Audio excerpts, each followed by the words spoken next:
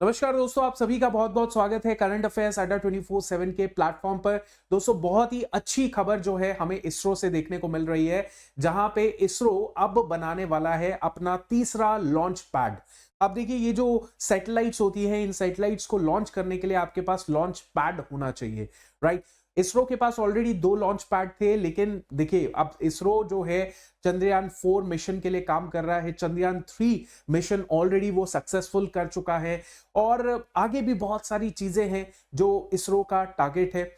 तो इसीलिए इन सारे लक्ष्य को पूरा करने के लिए लॉन्च पैड होना जरूरी है। सो ऑलरेडी 2 लॉन्च पैड थे, तीसरा लॉन्च पैड की भी मंजूरी मिल चुकी है। और शुरू करते हैं इस पूरी अपडेट को। मेक श्योर कीजिए, चैनल को सब्सक्राइब कीजिए, चैनल को लाइक कीजिए, मतलब वीडियो को लाइक कीजिए, और फॉर श्योर अपनी जो खुशी है वो आप कमेंट सेक्शन में जरूर हमें बताइएगा, ठीक है, कमेंट्स के माध्यम से।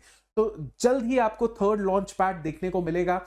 ये देखिए, ये कैबिनेट ने अप्रूवल दे दिया है, जिसमें बोला गया है कि prime minister Narendra Modi today approve the establishment of the TLP third launch pad. ये बनेगा कहां पे दोस्तों? ये सतीश धवन स्पेस सेंटर जो इसरो का है, श्रीहरिकोटा आंध्र प्रदेश में, वहीं पे आपको ये बनता हुआ प्रोजेक्ट देखने को मिलेगा। बहुत ही टारगेटेड प्रोजेक्ट है, लंबा चौड़ा प्रोजेक्ट नहीं चलेगा। 4 साल का ये प्रोजेक्ट होगा। 4 साल के अंदर अंदर इस थर्ड लॉन्च पैड की आपको इनॉग्रेशन देखने को मिल जाएगी। आगे चलते हैं। It is basically the third launch pad जो कि लॉन्च करेगा नेक्स्ट जनरेशन लॉन्च व्हीकल्स को। वो लॉन्च वो स्पेसक्राफ्ट्स को, वो स्पेस टेक्नोलॉजीज को लॉन्च करेगा जो कि अभी तक हमारे पास एग्जिस्टिंग नहीं है। आगे जाके जो है फॉर श्योर वो टेक्नोलॉजी का इस्तेमाल जब हम करेंगे, स्पेसक्राफ्ट का इस्तेमाल करेंगे, तो हमें उस टेक्नोलॉजी के हिसाब से हमें वैसा लॉन्च पैड भी चाहिए, राइट। तो मैं आपको दिखाता हूं। इस तरीके से आपने अक्सर देखा होगा, ये आपके स्पेसक्राफ्ट्स जो है वो लॉन्च होते हैं, तो ये लॉन्च व्हीकल होता है। This is the launch vehicle, right, this is the launch vehicle. अभी तक मैं आपको बताना चाहता हूं कि इस लॉन्च व्हीकल से हमारा नेशनल इंपॉर्टेंस जुड़ा हुआ है, क्योंकि देखिए ये इंडिया का जो हमारा स्पेस प्रोग्राम है उसको एक्सपैंड करने में ये बहुत ही मुख्य भूमिका निभाएगा, हमारा थर्ड लॉन्च पैड, राइट। और साथ ही साथ जो हमारा सोच है, हमारा जो टारगेट है कि हमने ह्यूमन स्पेस फ्लाइट मिशन भेजना है, उसके लिए भी हमें ये लॉन्च पैड इंफ्रास्ट्रक्चर बहुत ज्यादा जरूरी है। इससे हमारी कैपेसिटी एनहांस हो जाएगी, क्योंकि ऑलरेडी हमारे पास जो लॉन्च पैड 1 है और लॉन्च पैड 2 है, उसको सपोर्ट करने के लिए लॉन्च पैड 3 फॉर श्योर आएगा, राइट। ठीक है, आगे चलते हैं और देखते हैं।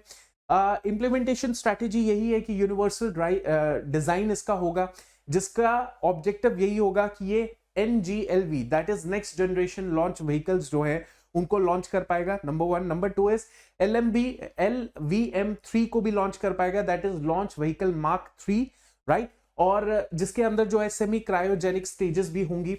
और ऑब्वियस सी चीजें, इंडस्ट्री पार्टिसिपेशन की बात करें तो इस पूरे के पूरे इंफ्रास्ट्रक्चर को बिल्ड करने के लिए मेजर जो रिलायंस होगा वो देसी इंडस्ट्रीज का होगा। यानी कि देसी इंडस्ट्रीज जो होंगी, हमारे देश की खुद की industries will going to participate to manufacture और to build this entire setup, ठीक है। इस पूरे सेटअप को बिल्ड करने के लिए बेसिकली हमारी जो इंडियन इंडस्ट्रीज है उनका ही इस्तेमाल किया जाएगा। नेक्स्ट हम लोग बात करते हैं कि टाइमलाइन क्या है। ये टाइमलाइन इस पूरे लॉन्च व्हीकल को, पैड को बनाया जाएगा विद इन 48 मंथ्स के अंदर, यानी 4 साल के अंदर अंदर आपको इसका पूरा कंप्लीशन देखने को मिल जाएगा।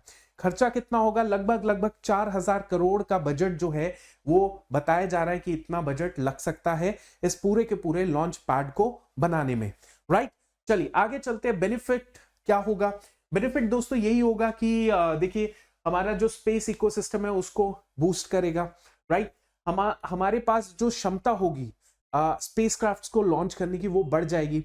हम अपने स्पेसक्राफ्ट्स को तो लॉन्च करेंगे, अपने स्पेस मिशंस को लॉन्च करेंगे। हम जो बाकी देश हैं उनके स्पेस मिशंस को भी लॉन्च कर सकते हैं अपने ही भारत से। देखिए अब हर कोई के पास ये इंफ्रास्ट्रक्चर नहीं होगा, राइट। और अगर है भी, फॉर एग्जांपल नासा के पास है, यूरोपियन स्पेस एजेंसीज के पास है, वो नो प्रॉब्लम, बट उनको पैसा भी तो ज्यादा देना पड़ता है। अगर हम कॉस्ट इफेक्टिव तरीके से उनके स्पेसक्राफ्ट, स्पेस मिशंस को लॉन्च कर सके तो वो डेफिनेटली हमारे इंफ्रास्ट्रक्चर को इस्तेमाल करेंगे, जिससे हमारा ही बेनिफिट होगा, राइट। तो आगे चलते हैं और देख लेते हैं क्या क्या और इंपॉर्टेंट बातें हैं। जैसे कि बैकग्राउंड में अगर एग्जिस्टिंग लॉन्च पैड्स की बात करें, अभी फिलहाल जिस भी लॉन्च पैड का हम लोग इस्तेमाल कर रहे हैं, तो उसमें सबसे पहले फर्स्ट लॉन्च पैड था जो कि ऑपरेशनल है, पिछले 30 सालों से उसका हम लोग इस्तेमाल कर रहे हैं, जो PSLV और SSLV polar satellite launch vehicle, इन सभी को लॉन्च करने में हमारा फर्स्ट लॉन्च पैड का इस्तेमाल हो रहा है, पिछले 30 सालों से हो रहा है। फिर हमारा सेकेंड लॉन्च पैड है जो कि पिछले 20 सालों से ऑपरेशनल है, जो GSLV लॉन्च व्हीकल मार्क 3 जैसी स्पेसक्राफ्ट स्पेस मिशन को लॉन्च कर चुका है। चंद्रयान 3 को भी हमारा सेकेंड लॉन्च पैड ही उसी ने लॉन्च किया था।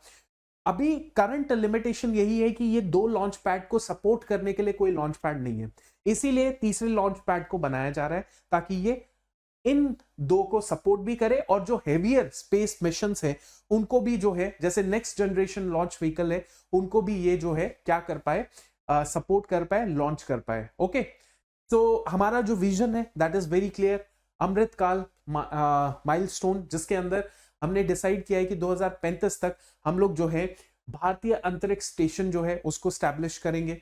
उसके अलावा इंडियन क्रू को जो है मून पे भेजेंगे, जो कि 2040 तक यह हमारा मिशन है। और लॉन्ग टर्म नीड क्या है, essential for evolving the space transportation, next 25 से 30 सालों के अंदर अंदर हमें और ज्यादा जो है स्पेस में और ज्यादा व्हीकल्स भेजने हैं, ट्रांसपोर्ट करनी है बहुत सारी चीजें, उसके लिए हमारे पास लॉन्च पैड होना जरूरी है। So this was the entire news, very good news. I hope आपको भी ये न्यूज अच्छी लगी होगी। इसी के साथ सेशन को लाइक और कमेंट जरूर कीजिएगा। Thank you so much, wish you all the very best of luck. जय हिंद।